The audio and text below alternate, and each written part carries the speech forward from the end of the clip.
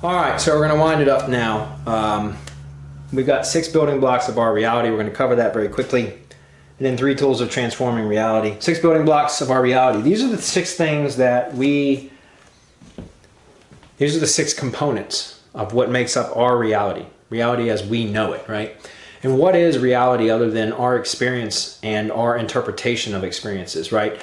So, you know, 2 people can witness an event and have completely different perspectives as to what occurred, different feelings, motivations, you know, intentions of what, describing the intentions and motivations or whatever of the event.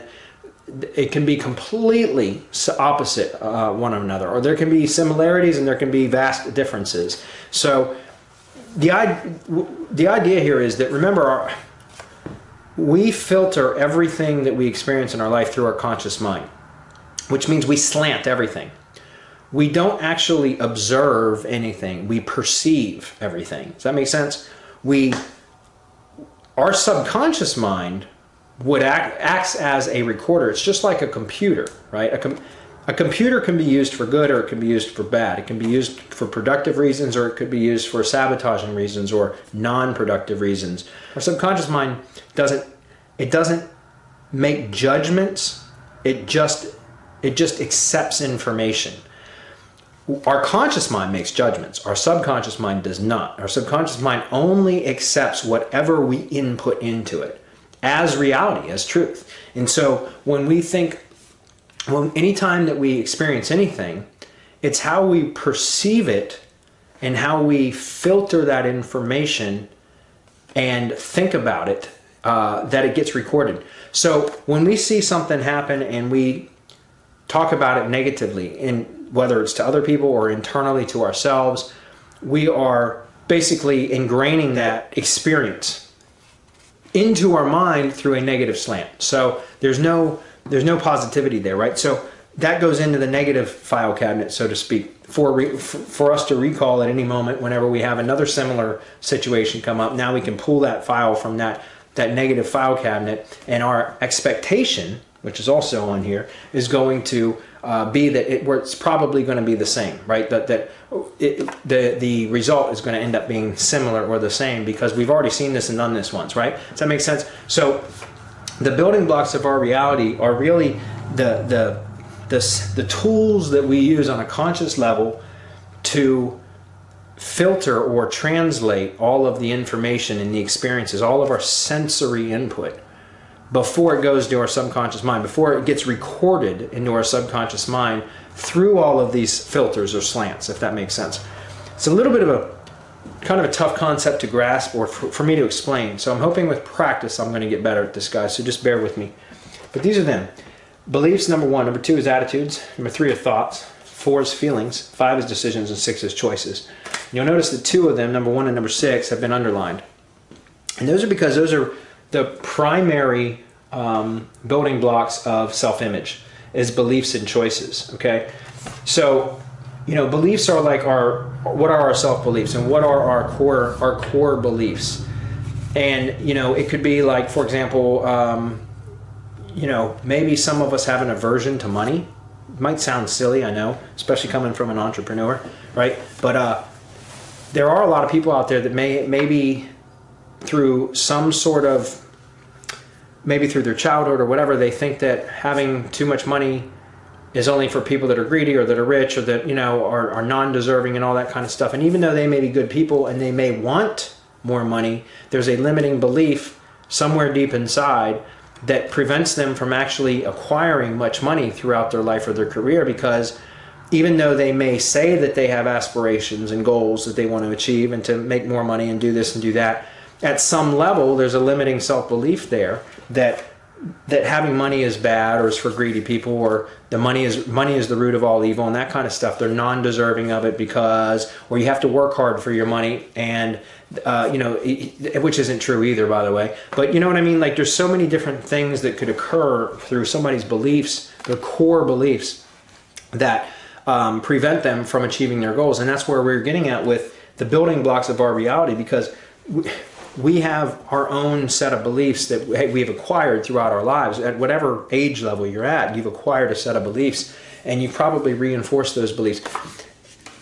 You know, we'll use a political example here, but you know, if you take an article that was written objectively, right? So not slanted to the left or to the right, and you just have an article of an event, let's say a political event, but let's say it was truly written in a mostly neutral fashion, and you give it to a Democrat and they read it, and you give it to a Republican and they read it, they're going to interpret that same article, right, which is just a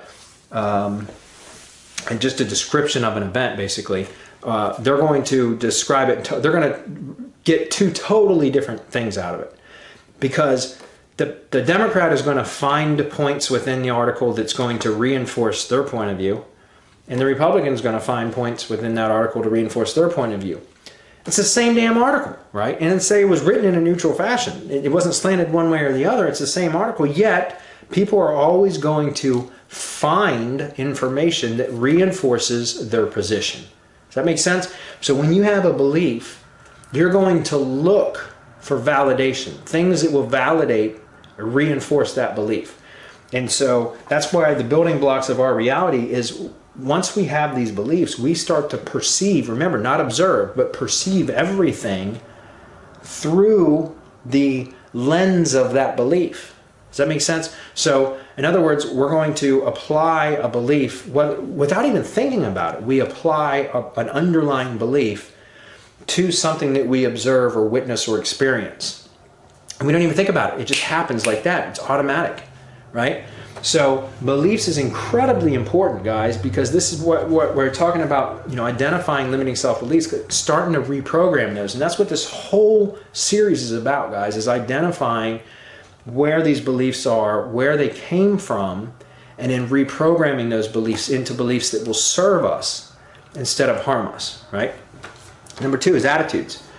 Attitude is everything, guys. Attitude of gratitude. We talked about in the very first week of this series. It's very important. You know, there's a couple things you could think of. Like, here's just a brief example. I'm in the process of building another local marketing agency right now, and it's an enormous amount of work. It's almost overwhelming. And even though I'm really excited about it, there are certainly days and times where I look at the vast amount of work that I have to do, and I get a little bit overwhelmed, and I say to myself, like, oh man, I got to work on this for the next 3 hours or whatever like that. Well, that's an attitude of resistance. Right? It's an attitude of overwhelm, of being unenthusiastic. And so when you approach that task that way, then you're approaching it from with tension, right? So there's resistance. You already are experiencing resistance before even starting on the task. Does that make sense? Before starting even taking action, you're already providing resistance, right? You've produced resistance. So my point is that what I've learned about attitude is instead approach it as, wait a minute, I've got so much work to do. Yes, it's a lot, and it's going to take me months of working on this every day for hours a day to get this agency to the level that I want to. And I've got a set goal for timeline and all that kind of stuff. But instead of looking at it as, oh man, I have to work on this for the next 3 hours, like I have to do this, blah, blah, blah. A simple, very tiny shift in attitude to I get to work on this can change your whole entire outlook and your level of productivity and your level of enthusiasm and excitement. And it's just one word in that sentence, from I have to do this to I get to do this. And you see that shift in attitude just in the way I said it. Now, I did it a little bit exaggerated, of course, but think about something in your mind right now. Seriously, take a moment. Think about something in your mind that you typically think of as a chore, right? And so you kind of resent doing it. You don't look forward to doing it. Now, just shift and say, like, I have to take out the garbage, right? Like, who the hell likes to take out the garbage, right? Here's the thing. Be grateful that you have a set of legs. For most of you, I hope, that, and any of you that don't, I did not mean any offense. My point is, take something as small and as trivial as a chore that you would typically resent doing. I've got a perfect example. I do dishes manually. I don't use a dishwasher. I've been living in this house for 5 years now, and I've got a dishwasher that still has the energy efficiency tag thing hanging from the top rack. When you open it up and pull the rack out, it's still hanging on that piece of string that shows the energy efficiency level. I've never used the dishwasher. I've been here for 5 years. And the reason why is because it's just me. Occasionally, not occasionally, but my daughter's here every other weekend, but it's just her and I. So I got, basically 2 plates, 2 forks, 2 spoons, two of everything that I keep washed. And so I just wash them all by hands. I never have enough dishes to wash a full load of dishes. So I don't ever run the dishwasher. Never run it, not even once since I've been here. And I can't tell you how many times over the 5 years I've been absolutely annoyed with the fact that I've got to wash dishes again by hand. I'm sure a lot of you can relate to this. But I shifted my attitude because of this visualization, this personal development. I shifted my attitude to now when I go to do the dishes, I say, yeah, I get to do the dishes now, because that's a moment, 2, 3, 5 minutes. It's usually about 5 minutes that I do the dishes by hand. But that's 5 minutes that I get to take a moment out of the day, and often 2 or 3 times throughout the day that I do it too, that I have to wash the dishes. And that's 5 minutes that I get to take to kind of pause and relax and breathe and do, even while I'm standing there washing the dishes, I can actually do a short meditation, like breathing exercise with my eyes open. I'm watching what I'm doing and everything, but it gives me a few moments of calm throughout the day. So before, when I was looking at doing the dishes as a chore and as something that would annoy the ever-living piss out of me, I'm not kidding, I would sometimes be furious that I had to do the dishes, and I'd be like, tense and cussing the whole time I'm doing it, and like, you stupid effing dishes, the whole crap, guys. It was just a piss poor attitude. Having a proper attitude, a simple shift of saying, you know what, I get to do the dishes now. For the next 5 minutes, I get to be calm and quiet. And it has just made the world of difference. Now, actually, believe it or not, I look forward to doing the dishes. Now, not 100% of the time, don't get me wrong. There are times where I feel like I'm rushed because I have to do something else, and so I'm like, I don't want to do the dishes, but I also don't like to procrastinate and leave dishes pile up. I never do that. So I just do them now. And so even if I start off in a attitude of frustration, then I very quickly remind myself of how relaxing that simple act of washing the dishes is, and how it gives me a moment in the middle of the day, sometimes several times throughout the day, to breathe and relax and kind of refocus and calm my nerves. And it's very soothing to me now, believe it or not. So I almost look forward to doing it now, whereas just 6 months ago, I mean, literally it was like, my hair on fire when I'd have to do the dishes because it would piss me off. And so these simple shifts in attitudes, guys, changes your reality. Does that make sense? Number 3, thoughts. Our thoughts form our reality. Negative self-talk all the time. Our thoughts. What is our words are nothing but they originate as thoughts originally, right? Everything that we do, own, and have and experience in this life are a result of our thoughts. Which you have right now today are the results of your cumulative thoughts throughout your life. That's all it is. What you have today, who you are, where you are, the things that you have, the people you know, are a direct response to your thoughts and your thought patterns and behaviors. So wherever you're at in life, it's because you thought about being there. Does that make sense? Like, maybe not in that specific situation, but your thoughts and patterns, thought patterns have led you to this point. And so that's why, and that's what's created your reality. And so if you want to change your reality, change your thoughts as well, right? You need to get control of your thoughts and start reprogramming and start thinking other thoughts. Start thinking positively. Start thinking about your success and achievement instead of failure and and fear and doubt and that kind of stuff. So number 4 is your feelings. Feelings, obviously, we're humans, we're emotional creatures. Feelings is a very, very big part of things. Whenever we experience an event or witness anything, we also attach feeling to it, or most of the time. Especially if it's a traumatic event or an exciting event, things like that. Think about some of your most vivid memories, either traumatic or successful and joyful, those kind of things. And you'll notice a lot of feeling in those memories, guys. The most vivid memories typically are the ones that have the most feeling involved. And that's why traumatic memories are so vivid. And also why, some successful or joyful memories are also equally as vivid. But we tend to, as humans, always default or resort to the traumatic experiences. And I don't know why that is. It's unfortunate, but it is the truth. But, you know, being aware of that is the first step in overcoming it, right? So decisions, guys, our decisions are, you know, we are faced, we make decisions every day. We make decisions on whether we work out or not. We make decisions on whether we watch TV or read a book. We make decisions on, you know, whether we eat a brownie or an apple, right? We make decisions on, you know, whether we call ourselves a dummy because we did something stupid, or we say, you made a mistake. That's okay. I'm a mistake maker, but I'm also a mistake breaker, right? You know, those are my points. We make decisions every day. We make decisions about people, about events, about things. When you know, think about how quick we are to judge. At least I know I am.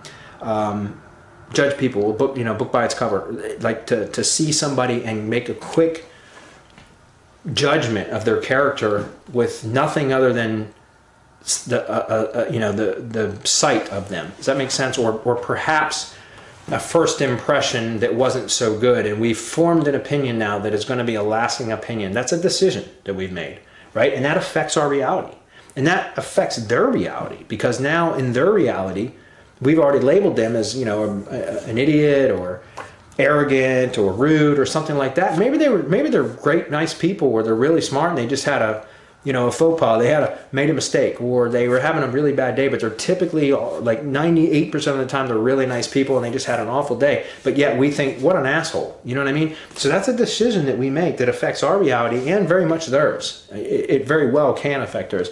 And lastly is choices. And this one's also underlined because it's so important. You know, again, decisions and choices is the same thing. Well, it's not the same. There's a difference, but we make choices. I guess that was probably a better analogy for like an apple or a brownie type thing. We make choices on a daily basis, and we can choose to become better. We can choose to talk to ourselves better. We can choose to not criticize ourselves. We can choose not to judge others. We can choose to focus on success instead of failure. We can choose to improve our status or station in life through reading and study and discovery and just going out and trying to improve yourself. We make those choices. Or we can choose to sit on the couch and watch TV. Or we can choose to be an asshole. Or we can choose to neglect our family and friends. You know what I'm saying? My point is those are beliefs and choices are absolutely, in my opinion, the most important things. There's no doubt. So that's the 6 building blocks of our reality. So think about those, guys. Just think about how you can start to make changes in each one of these areas that really will affect your reality. Because remember, we will never observe, we will always perceive.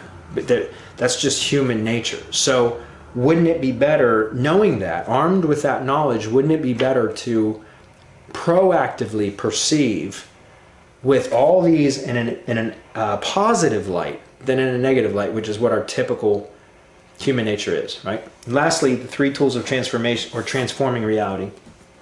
These are the 3 things for transforming this reality. Desire, number 1. I talked about this in an earlier video, guys. Desire is the motivation. That's what provides the motivation for action, is desire. Desire can be cultivated. Again, we talked about cultivating desire through memories of past successes and moments of pride and joy and happiness and that kind of stuff. So desire is what needs to be present or created in order to transform reality, right? So if you have a desire to change your beliefs, you can do it, right? Along with these other, expectation and imagination. We'll talk about those in a minute. But if you have a desire to change your attitude, you have to have a desire to change your attitude, or you'll never do it. You won't even take the first step if you don't have the desire to, right? Desire to change your thoughts, desire to change your feelings or your decisions, or to make better choices, right? You have to have a desire in every one of those areas, each and every one of those areas, to change any one of them. Does that make sense? You have to have the desire to lose weight. Here's another example. I have a stepfather who's almost 400 pounds. The guy's huge. And he has been telling my mom, God bless her, she loves him, he's been telling my mom for 5 years that he's going to lose weight, you know, for 5 freaking years. And he does these yo-yo diets, and he's never lost more than like 35 or 40 pounds at a time. And in every single time he goes off his diet after, you know, a period of a few weeks or maybe even a couple months, and then he'll gain the weight back, and he'll gain not only the 30 or 40 pounds that he lost back, but he ends up gaining another 5 or 10 pounds on top of that. And it's this constant up and down cycle. And it's because he doesn't have the desire to lose the weight. He doesn't have the desire. His announcement of desire is nothing other than lip service. He tells everybody all the time that he wants to lose weight because that's what he knows everybody expects out of him, and that's what they want to hear. But he truly doesn't have the desire. If he truly wanted to lose the weight, he'd fucking lose the weight. Pardon my language, guys, but you know, that's really what it comes down to. And I'm not trying to, anybody that's watching this video that may be struggling with weight, guys, I would encourage you to really analyze this, reflect on your desire, because is it something that you truly want? You have to truly want anything in your life in order to have the motivation to stick to it and follow through and overcome absolutely any obstacle. And that's what desire is all about, guys. You have to have that burning, burning desire to be able to put in the work no matter what, rain or shine, no matter whether you feel good or not. And I'm not talking about just losing weight now. I'm talking about anything. You have to have a burning desire, an insatiable desire in order to achieve goals that are tough. And losing weight is one of them. I know, I did it. And here's why I can talk about this from experience, because for about 3 or 4 years prior to me starting to lose weight in 2015, in August 2015 is when I started. I made the decision, and August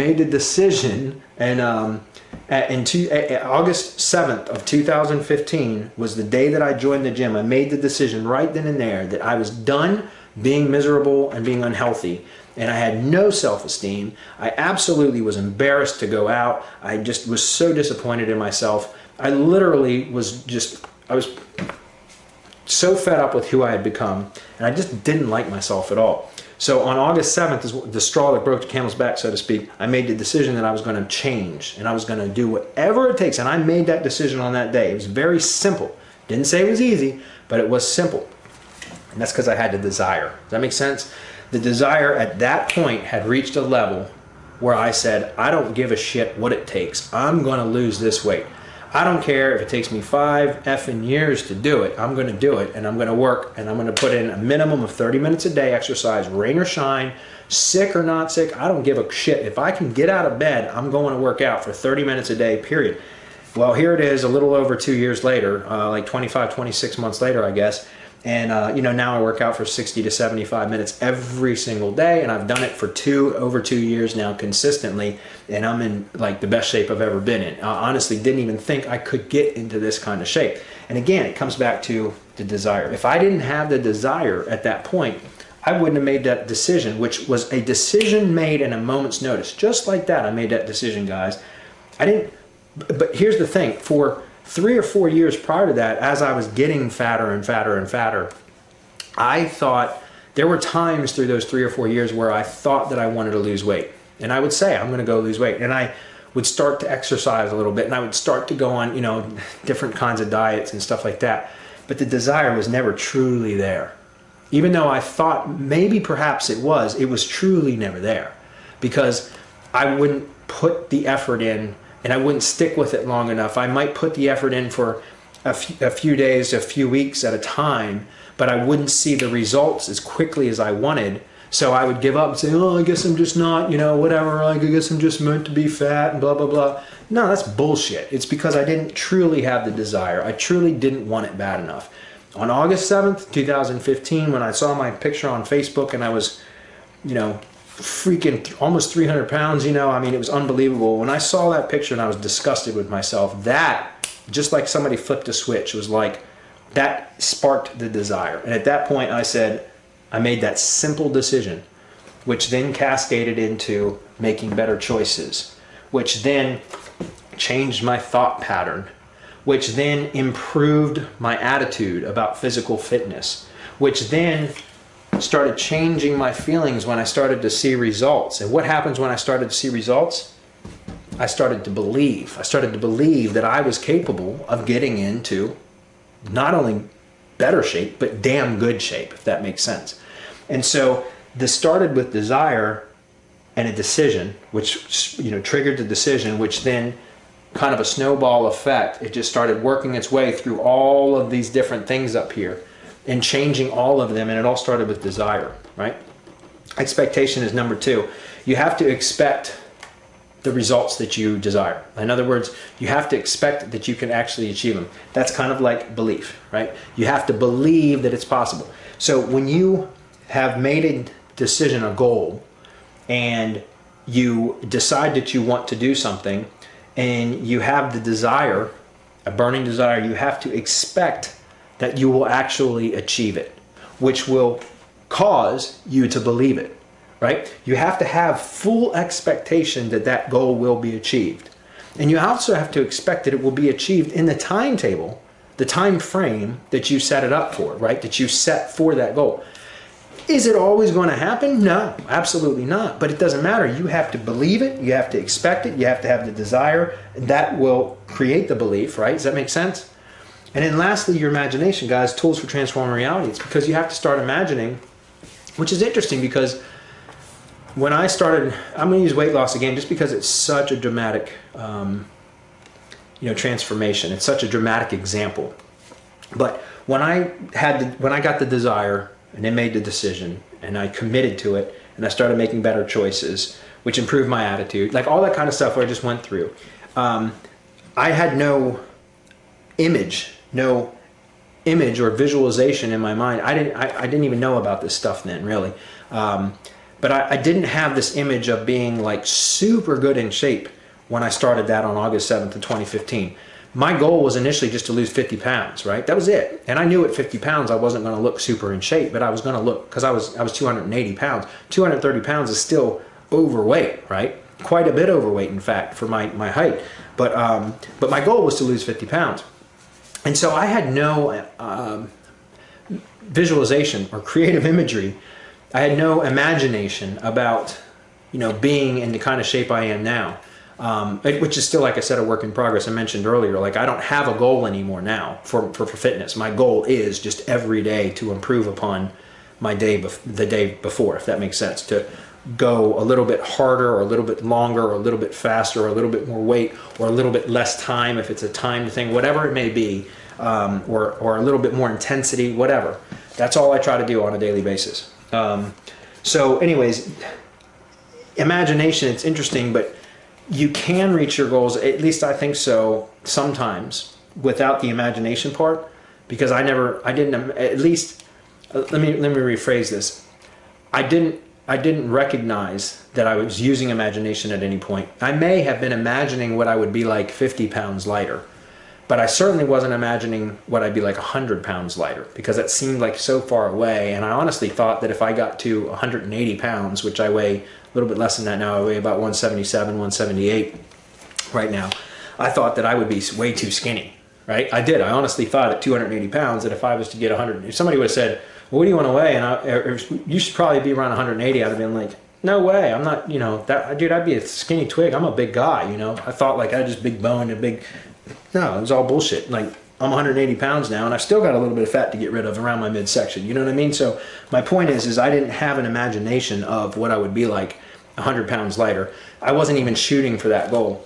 But what I found now, and I built like my marketing businesses with kind of, I guess I had some imagination in there, but it wasn't focused imagination. And that's part of the reason why, I've had success in these businesses, but it's really interesting to be able to produce success without really focused imagination, but having desire and expectation there. I did have those, but I didn't have the imagination, at least not very focused, right? So it was never consistent, focused imagining and visualizing and creative imagery type stuff. So when now that I know these things and I'm able to direct my imagination, just as you guys are, you can focus it, with all the other building blocks in place, it's inevitable. It's almost a guarantee that you're going to be able to reach your goals. And that's my point.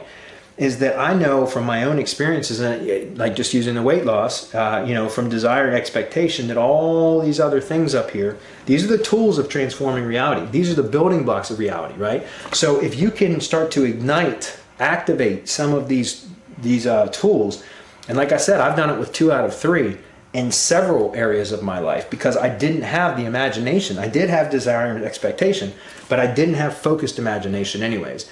If you can activate these 2 tools, you can start changing all of these. And if you can add that 3rd tool, which is focused imagination, guys, to it, think about the speed with which you'll be able to plow through changing these realities, right?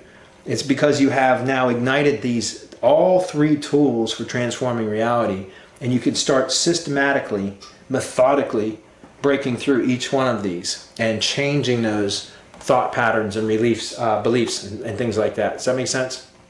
So anyways, this video definitely went longer than I wanted it to. They always do. Sorry guys, but I get so into this stuff, if you can't tell. So lastly, I just want to talk very briefly about what's coming up next. We're going to talk next week about positive self-talk and affirmations, because we talked about that previously, and I'm going through several different resources for studying positive self-talk and affirmations. And I'm compiling kind of my own list of stuff that seems like it's going to work better for me. And I just started doing this positive affirmation stuff. I've been doing the self-talk now for a few months. But the affirmation stuff, like it's kind of new to me. So I'm going to give it another week anyways before I really share it. But I've been studying that for the last several days, and I've started to compile a really good list of these positive affirmations. So that's something I'm going to dive into a lot deeper next week. Setting goals, number 2. Setting goals from your treasure chart. We're going to take the treasure chart. Guys, I expect you guys to have the treasure chart done.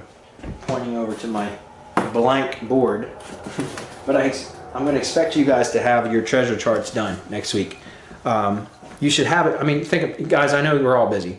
It'll take you an evening that you give up TV to do it, or do it on a Saturday morning with your kids or something like that. I'm not kidding. I think your kids would love it. I don't know your kids, but I know my child, my daughter, she's probably going to think it's fun. And I hope she does it. And if she doesn't, hopefully she'll help me. We'll find out this weekend, because I get her this weekend. But do it over the weekend. Get up Saturday morning, and instead of doing whatever you normally do, spend 2 or 3 hours working on your vision board, your treasure chart. So we're going to talk about how to take your treasure chart and take those goals that you set with your power trigger words and create actual action plans from those. Okay, so it's going to be great lesson next week, guys. Very powerful stuff. We're going to talk about how to visualize and program for each one of those goals on so many different levels, guys. I mean, we're going to get real deep on every one of those goals and how you can ingrain them, like to burn that image so vivid into your brain that it will be like a waking lucid dream all day, every day. I'm not kidding. It's really powerful. So we're going to talk about that next week. And then lastly, number 3 that we talk about next week is 6 visualization and creative imagery techniques. And so that's, again, we're going to talk about setting the goals from the treasure chest, or the treasure chart. And then we're going to talk about 6 different visualization techniques and creative imagery techniques that you can apply to those goals that you set, so that you can start to activate these. Does that make sense? So we're going to be talking about that next week. And the visualization and creative imagery techniques that I'm going to expand on next week are what I mentioned in an earlier video from this week's lesson, which was actually going through different types of imagery. So like one might be completely visual, another one might be completely auditory, another one might be completely, I think they call it kinesthetic, which is like sensory, like touch, feeling type thing. Another one is based on time relation, past and future, past, present, and future type shifting of those time relations. Another one is a spatial relation, so visualizing a particular scene or mental picture, an image of a goal being achieved, but imagining that and visualizing that from different perspectives in the same scene, but in different perspectives. So there's different spatial distances between objects and stuff. And so very cool. And what's interesting is going through these different sensory type of imagery techniques is some of them will resonate stronger with you than others, which means you will, some will be more effective for you and will act faster, like they'll produce results quicker, in other words. And so that's why I want to share these 6 visualization techniques as well, so that you guys can go through and experiment on your own and figure out what's going to work best for you. All right. So this is Bradley Benner with Mindset Monday series. This was a long week again. I try to make them much shorter every week, and I swear they keep getting longer, guys. But I'm just going to keep sharing for as long as I can. I'm going to just keep on sharing this stuff, guys, because it's been absolutely transformative to me, and I truly hope that you will take some of this and apply it to your life and start seeing the benefits for your life as well, and then become that guiding, shining light to everybody around you. And hopefully they will, obviously some people are going to call you an idiot and they're going to continue to struggle while your life continues to improve. And hopefully that will encourage some of the people around you in your life to start improving their lives as well, because they see the example that you set. And again, that's my goal with this. Is I want to continue teaching on this and sharing this, because it forces me to get to know this better and to continue practicing and studying and developing these skills and these talents within myself. It forces me to do that, and at the same time I want to continue sharing it so that I can help to encourage a lot of my students and members and things like that, you know, people that I know from online and from the various businesses that look to me for guidance on, you know, business stuff. That, you know, I don't want to just help with business, because, you know, making money is great and fine and all, but there's so many other aspects of life that should be considered and should be improved upon. And I believe that life is a journey that should be experienced and enjoyed in every area, not just one over another, if that makes sense. And these are all things that I've just started to identify and realize within the last few months myself, because I really was focused strictly on making money for so many years, and I let my health fall, my relationships fall, everything allowed me to fall around in my life to fall out of my life, except for making money and in my family. I kept that close, but other than that, everything else I let go. And now through this kind of the self-discovery that I'm going through, I'm realizing that, you know, life should be enjoyed in all areas. You should have abundance in every area of your life. God, whether you believe in the God that I believe in or not, I believe that our Creator gave us abundance, and He blessed us with abundance and gave us the ability to acquire abundance in all areas of our life, and it's up to us to do it, right? And so that's what I'm here to do, is to help encourage you guys to do, to take some of these things that I'm sharing with you and apply it to your own life, in hopes that your life will improve and that you will become a guiding light to people around you as well, and help to improve their lives and kind of, you know, pay it forward. And I know it sounds cliche, but that's not bullshit. I mean, it's true. That's, you know, my intentions, my beliefs, my attitudes, everything has changed to wanting to be more helpful now. And I truly believe it has to do with improving your self-image and your self-esteem. And so that's it for me. I'll see you guys next week.